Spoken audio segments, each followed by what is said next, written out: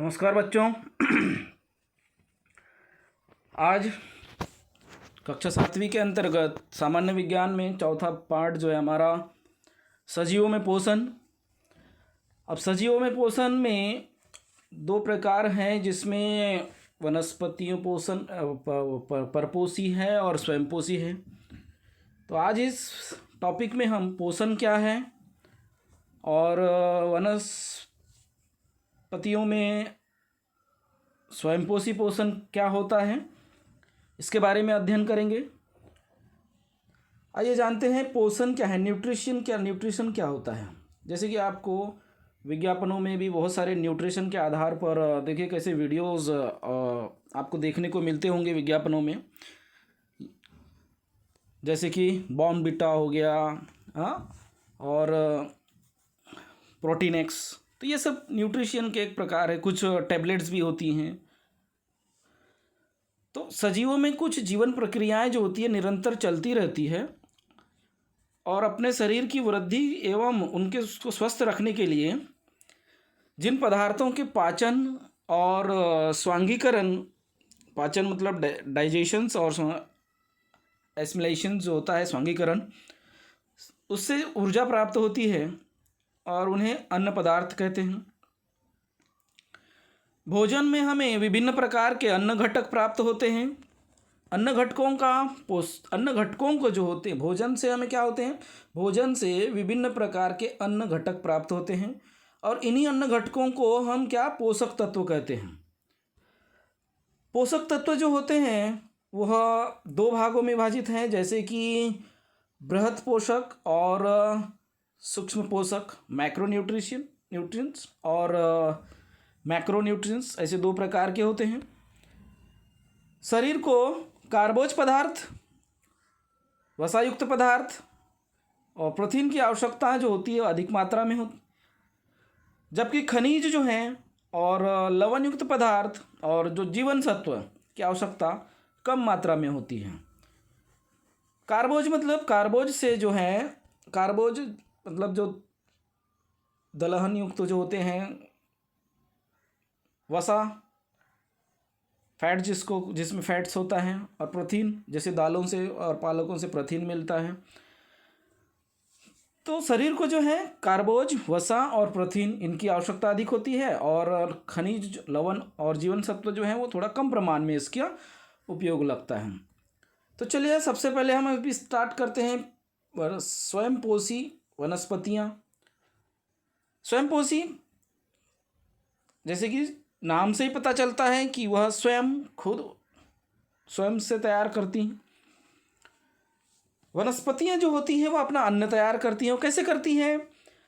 वनस्पतियों को वृद्धि के लिए भोजन की आवश्यकता होती है। वे अपना भोजन स्वयं तैयार करती हैं। कैसे? जमीन में स्थित पानी, पोषक तत्व और हवा में उपस्थित कार्बन डाइऑक्साइड का उपयोग करके जो पर्णहरित और सूर्य प्रकाश की सहायता से पत्तियों में भोजन बनाती है। इस प्रक्रिया को प्रकाश संश्लेषण, फोटोसिंथेसिस कहते हैं, प्रकाश संश्लेषण कहते हैं। तो आसानी से आप समझ सकते हैं प्रकाश संश्लेषण की क्रिया क्या होती है। प्रकाश संश्लेषण कैसे होता है? देखिए, कार्बन डाइऑक्साइड जो होता है 6CO2 प्लस 6H2O, मतलब 6 बार जो है कार्बन डाइऑक्साइड के और 6 जो है वो पानी के, प्रकाश और पर्णहरित से इसकी प्रक्रिया होती है, रासायनिक प्रक्रिया होती है, और जिससे क्या होता है, अन्न ग्लूकोज तैयार होता है। इसका रासायनिक सूत्र जो है ये तैयार होता है। देखिए, C6H12O6 प्लस 6O2, अन्न का निर्माण होता है, ग्लूकोज का निर्माण होता है और ये ऑक्सीजन छोड़ते हैं, बराबर। और वही ऑक्सीजन जो होता है वो हमारे शरीर के लिए, हमारे श्वास के लिए, हमारे श्वास लेने के लिए उपयोगी होता है। देखिए इधर इस डायग्राम से आप प्रकाश संश्लेषण की क्रिया को आप आसानी से समझ सकते हैं। देखिए इस चित्र के आधार पर कैसा है। देखिए जड़ें हैं, ये जड़ें हैं। जड़ों के माध्यम से जो है पानी और खनिज, लवण जो है वनस्पतियाँ लेती हैं। पत्तियों में उपस्थित जो होता है, ये जो पर्णहरित इन पत्तियों में उपस्थित, इससे कार्बन डाइऑक्साइड निकलता है और उसके बाद सूर्य की किरणों से वह इसकी प्रतिक्रिया संक्रिया होकर के पत्ते जो हैं, वनस्पतियां जो हैं, वह ऑक्सीजन उत्सर्जित करती है। इस तरह से वे अपना अन्न ग्रहण करते हैं, अन्न का निर्माण करते हैं। वनस्पतियां प्रकाश का रूपांतरण रासायनिक ऊर्जा में होती है और ऊर्जा का भंडारण भोजन के रूप में करती हैं। अब इस आकृति के माध्यम से आप समझिए, देखिए वनस्पतियों में पर्णहरित कैसे होता है। जड़ से पानी और लवणों को अवशोषित करती है, पानी और क्षार मतलब लवण जिसको हम कहते हैं, पत्तियों तक पहुंचता है। पत्तियों में स्थित सूक्ष्म छिद्र द्वारा हवा की कार्बन डाइऑक्साइड ग्रहण करते हैं और इन्हीं छिद्रों को पर्णरंध्र कहा जाता है। पत्तियां को हरित लवक में पर्णहरित होता है। यह सूर्य प्रकाश अवशोषित करने में मदद करता है और इस प्रक्रिया में ऑक्सीजन उत्सर्जित होती है। प्रकाश संश्लेषण की क्रिया पत्तियों एवं वनस्पतियों के अन्य हरे अंग जैसे हरे तने, हरी टहनियों में भी होता है, क्योंकि इनमें पर्णहरित होता है। अब आगे हम पढ़ेंगे वनस्पतियों की परिवहन व्यवस्था। परिवहन मतलब क्या होता है? आवाजाही, जिसको हम कहते हैं ट्रांसपोर्ट इन द प्लांट्स। जैसे कि हम एक स्थान से दूसरे स्थान पर जाने के लिए किसी भी ट्रांसपोर्ट का साधन का उपयोग करते हैं, वैसे ही वनस्पतियाँ जो होती है वह अपने परिवहन में कौन कौन से चीज़ों का उपयोग करती हैं, ये हम अभी अध्ययन करेंगे इसका। अभी आप देखिए, जलवाहिनियाँ होती हैं कुछ, और कुछ होती हैं रसवाहिनियाँ। तो एक क्या करना का है, कोई भी लता लेना है, जैसे कि यहाँ पर आपको बता रहा हूँ मैं, कुमड़े की लता लेना है। कुमड़े का जो एक लता होती है उसमें 2-3 पत्तियाँ होनी चाहिए। तने का निचला भाग चाकू से काट लेना है, जहाँ से देखिए यहाँ से क्षैतिज काट करना है, यहाँ से जैसे ये कटा हुआ है, यहाँ से आप एक बेल को काट लेना है। फिर क्या करना है, बीकर में एक छोटा सा बीकर लेना है और उसमें, बीकर मतलब कोई एक पात्र, उसमें स्याही जैसे होते हैं ना लिखने वाली स्याही, उसकी 7 से 8 बूंदे डालना है। लता को पानी में खड़ी स्थित रखना है और उसमें होने वाले बदलाव का निरीक्षण करना है। अभी आप देखेंगे कि वनस्पतियों में जो जलवाहिनियाँ होती हैं, यहाँ देखिए इस आकृति में जो नीले एरो से दिखाई गई है वह जलवाहिनियाँ है, और जो रेड एरो से दिखाई गई हैं वह रसवाहिनियाँ हैं। तो 2 परिवहन व्यवस्थाएं होती हैं। जड़ों से पानी जो लेकर जाने वाला जो काम है, और लवण वनस्पति के जो ऊपर वाला जो काम भाग होता है, वो देखिए नीले भाग से आप ये लेके जा रहे हैं, पानी और लवण ऊपर तक पहुंचाने का काम कर रही हैं, जलवाहिनियाँ करती हैं जो जड़ों से। अब प्रकाश संश्लेषण की जब क्रिया होती है तो उसके द्वारा पत्तियों में जो तैयार हुआ अन्न जो है, जिसको शर्करा और अन्य घटक जो होता है, वह वनस्पति के अन्य अंगों के उपयोग और भंडारण हेतु लेकर जाने का कार्य जो होता है वह रसवाहिनियाँ करती हैं।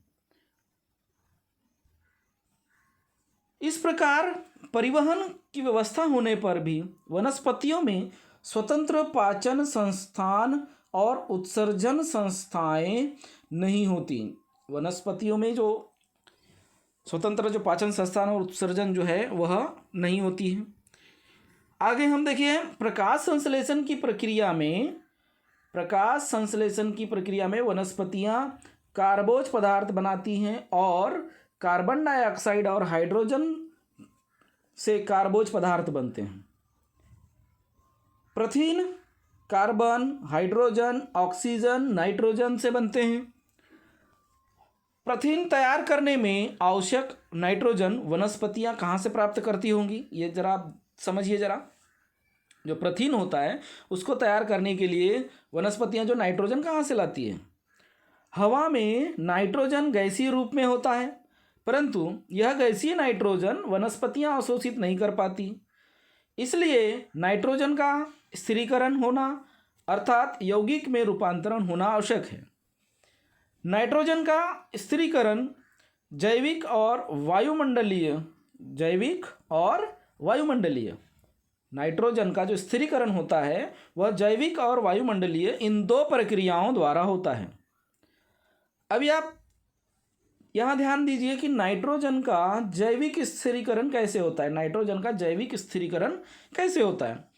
तो इस पद्धति में दो प्रकार के सूक्ष्म जीव नाइट्रोजन का स्थिरीकरण करते हैं, जिसको राइजोबियम नामक सूक्ष्म एवं द्विबीजपत्री फलीदार वनस्पतियों की जड़ों पर स्थित गांठों में पाए जाते हैं। जैसे कि आप इस चित्र में आप देख सकते हैं, देखिए इस चित्र में ये देखिए, ये जो फलीदार जो है वो गांठों में इनका ये हो रहा है, अवशोषित करते हैं वो। ये फिर जो है सूक्ष्म जीव जो है हवा की नाइट्रोजन अवशोषित करते हैं, उसका रूपांतरण नाइट्रोजन के यौगिक के रूप में करते हैं। इन मिट्टी में एज़ोटोबैक्टर सूक्ष्म जीव वायुमंडलीय नाइट्रोजन का रूपांतरण नाइट्रोजन के यौगिक में करते हैं।